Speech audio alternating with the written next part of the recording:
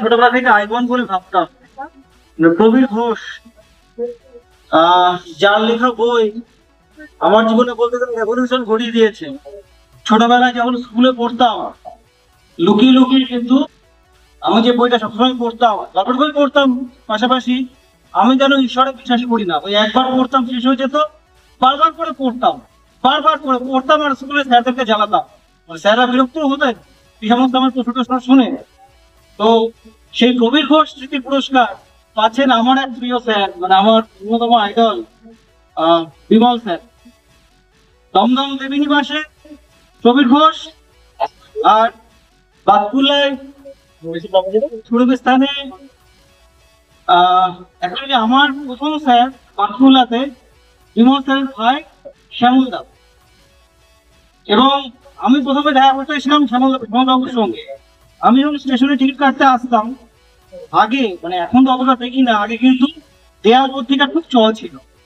আপনারা ভেবে দেখবেন প্রত্যেকের বাড়ির আশেপাশে কোনো ক্লাবে, প্রতিটা স্কুলে আমরা 90 দশকে দেখেছি দেয়াল পত্রিকা কম বেশি ছিল। এখনো হয়তো আছে, কিন্তু বেশি কম হয়েছে সেটা। তো আমি যখন বাতকুলা স্টেশনে আসতাম, দেখতাম ওই রাখি পত্রিকা থিম একটাই, যে মৃত্যুর পরে দেহদান করে। তো মৃত্যুর পরে দেহদান করো কি ব্যাপার? আমি তো সেইগুলোকে প্রশ্ন করতাম বাড়িতে, মাকে জানালাম কি ব্যাপার মৃত্যুর পরে নাকি দেহ দান করে দেওয়া যায়। মা তো অলক্ষণের কথা আজগুলো বলবি না। তো যাই হোক, বাড়িতে বয়স্কদেরকে বললাম, এরকম ফিডব্যাক পেলাম।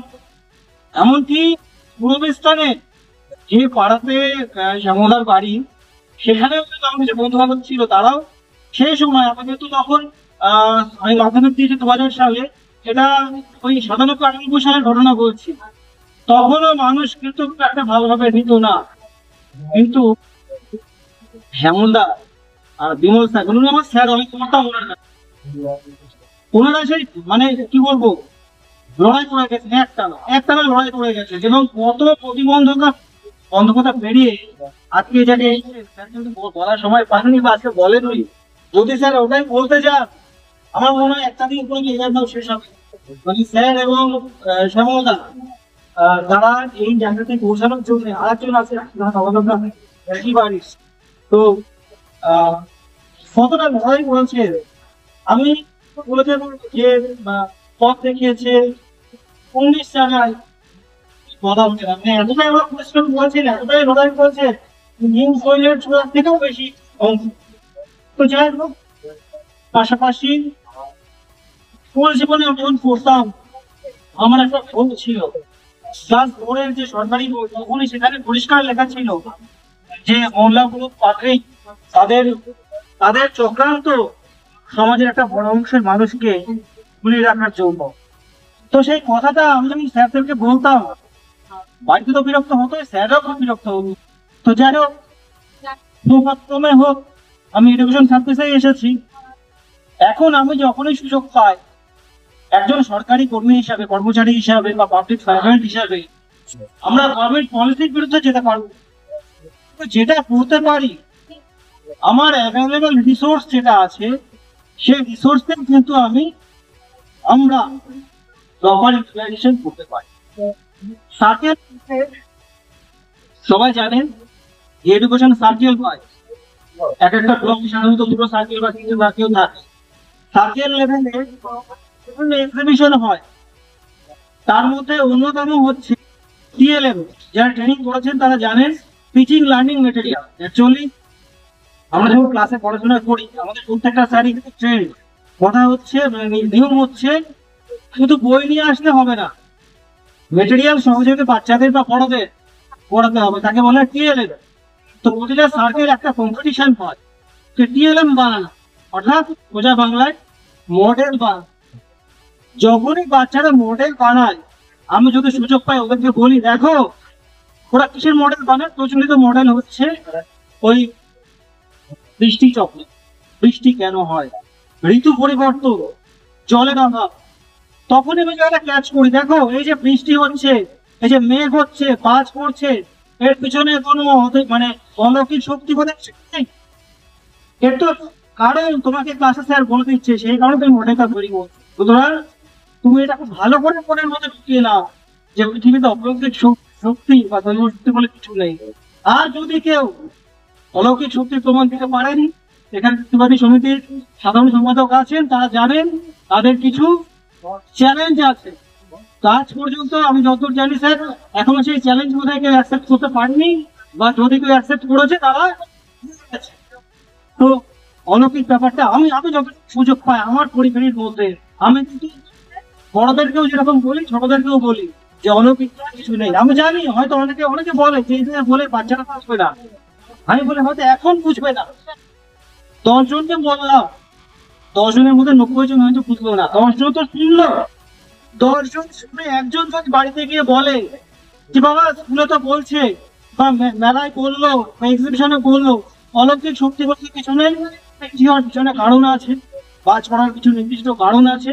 মৃত্যুর পরে দেহটাকে না পুড়িয়ে তাকে যদি আমরা দেহদান করে দিই, কিছু জায়গায় দিয়ে দিই, মেডিকেল কলেজে দিয়ে দিই, তাহলে হয়তো একজন অন্ধ ব্যক্তি চোখ পাবে বা অর্গান অন্য কেউ পেতে পারে, বা সেই বডিতে ডিসেকশন হবে, মেডিকেল সায়েন্সের ডেভেলপমেন্ট হবে।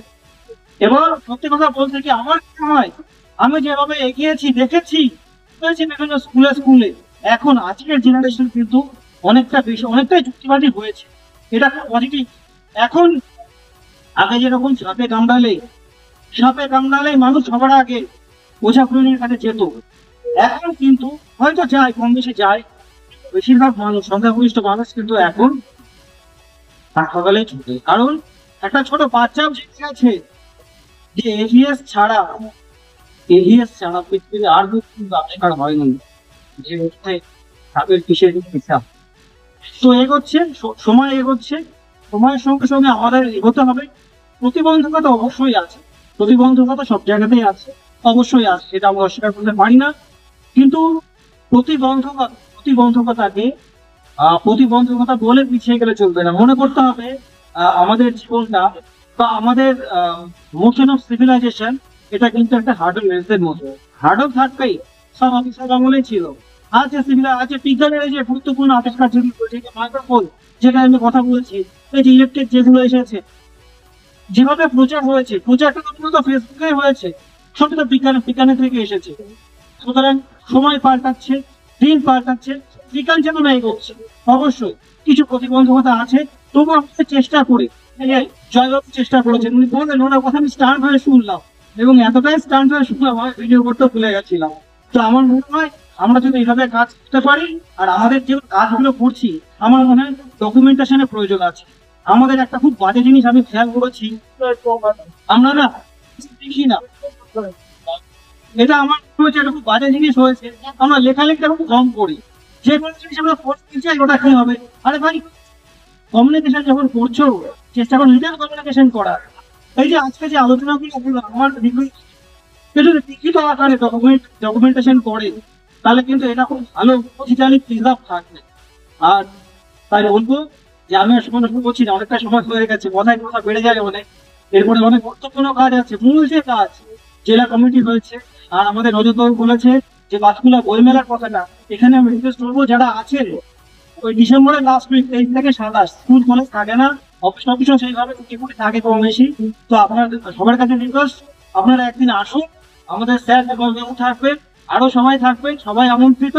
এবং এখানে আমন্ত্রণ করাটা অ্যাকচুয়ালি সাজে না, কারণ এটা আমাদের সবার প্রোগ্রাম, এটা বাসকুল্লা বিজ্ঞান পরিষদ করছে বলেছে মানে আমরা আমন্ত্রণ করছি সবাইকে, তা না, এটা আমাদের সকলের প্রোগ্রাম। বিজ্ঞানের প্রোগ্রাম মানে আমরা যারা বিজ্ঞান মানুষগুলো, আমরা সবাই মিলে করবো। মানে হয় না যে বাড়িতে কোনো প্রোগ্রাম হলে খ্যাতি বলে একটা ব্যাপার আছে, খ্যাতির লোক নাকি অন্য লোককে ইনভাইটেশন করতে নেই। তো এখানেও কিন্তু আমরা একই ধরনের কুটুম্ব সবাই